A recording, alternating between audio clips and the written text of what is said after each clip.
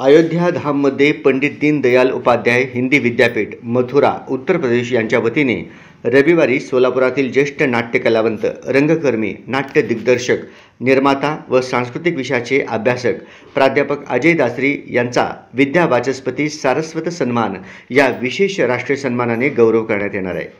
रविवारी पंडित दीनदयाल उपाध्याय हिंदी विद्यापीठ मथुरा यांच्या वतीने आयोजित राष्ट्रीय हिंदी संगोष्ठी आणि सन्मान समारंभास देशभरातून नामवंत साहित्यिक, नाट्यकर्मी, संशोधक आणि विद्यावैज्ञानिक सहभागी होणार आहेत।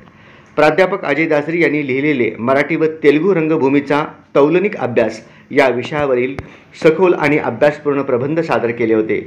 यामध्ये त्यांनी भारतीय नाट्य परंपरेत मराठी व तेलुगू रंगभूमीचे योगदान, ऐतिहासिक, धार्मिक, सांस्कृतिक आणि सामाजिक विश्लेषण याचा समावेश केला असून भारतीय रंगभूमीच्या 2 अत्यंत महत्त्वाच्या शाखांवर प्रकाश टाकला आहे।